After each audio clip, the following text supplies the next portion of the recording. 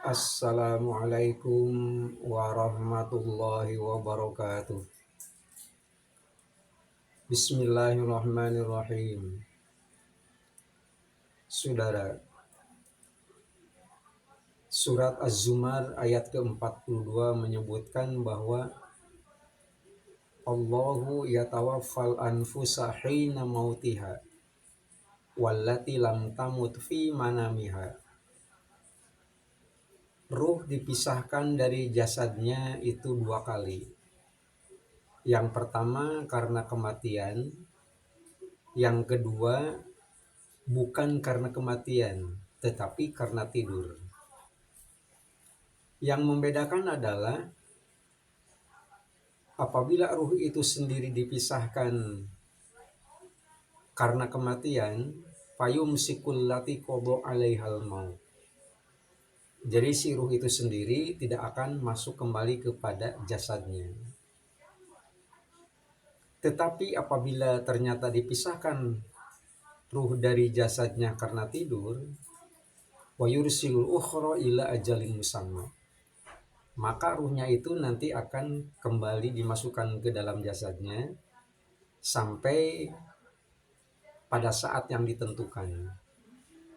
Saat yang ditentukan itu maksudnya adalah apabila dia terjaga kembali. Berapa lama ruh dipisahkan dari jasadnya karena tidur, itu akan bergantung kepada lamanya tidur. Ada tidur yang dalam hitungan detik, hanya sekejap, meskipun dia sempat bermimpi. Kemudian ada lagi dalam hitungan menit, dalam hitungan jam, dalam hitungan hari, dalam hitungan minggu, dalam hitungan bulan, bahkan dalam hitungan tahun.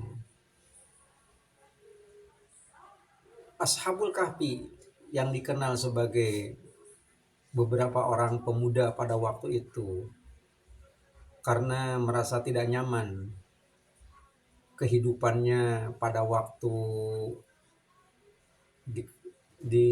pada waktu penguasa zolim, sampai dia ngumpet di salah satu gua. Gua itu dikenal dengan nama gua Ashabul Kahfi. Dia ditidurkan oleh Allah Subhanahu wa taala yang sangat lama. Lamanya itu sendiri sampai ratusan tahun.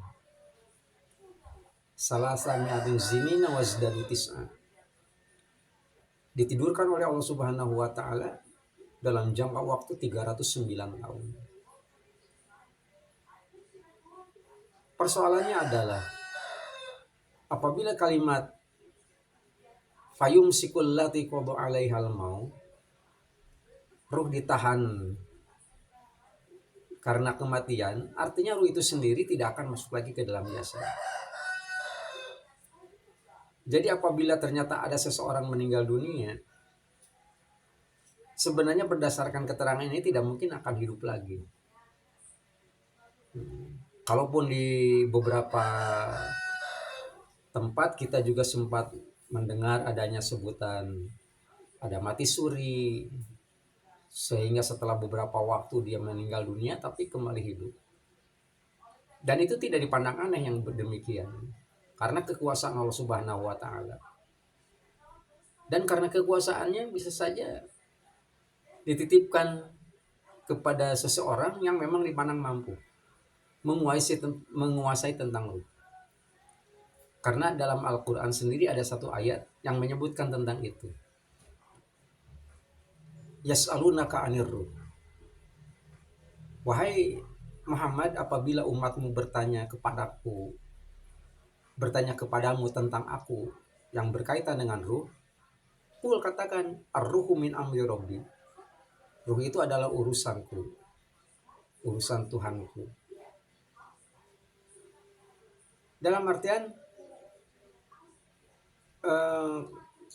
karena ini merupakan urusan Allah Subhanahu wa taala, wa ma utitu minal ilmi illa qalila.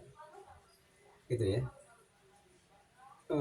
Allah Subhanahu wa taala tidak memberikan pengetahuan tentang ruh ini kecuali hanya kepada segelintir orang. Karena kepada segelintir orang otomatis tidak banyak orang yang diberitahu oleh Allah Subhanahu wa taala pengetahuan yang terkait dengan masa lalu itu. Oleh karenanya tidak heran ruh karena urusan Allah Subhanahu wa taala itu tidak ada dan tidak banyak orang yang mengetahui tentang itu. Tetapi pada dasarnya adalah yang terkait dengan masa lalu itu sendiri, bagaimana seseorang itu sendiri diberi kemampuan. Umpamanya ada semacam gejala-gejala yang terkait dengan tidak lama lagi ruh itu akan meninggalkan jasa dan sebagainya, akan tetapi dia tidak diizinkan untuk memberitahukan kepada siapapun. Mama uti itu minal ilmi illa qalila. Demikian. Kalimat ini menjadi penting bagi kita bahwa apabila terjadi sesuatu, umpamanya ada orang menganggap ada seseorang yang sudah dinyatakan meninggal dunia, tiba-tiba dia hidup kembali, hal tersebut adalah dimungkinkan karena ada orang yang diberi kemampuan untuk itu. Demikian, mudah-mudahan bermanfaat. Wassalamualaikum warahmatullahi wabarakatuh.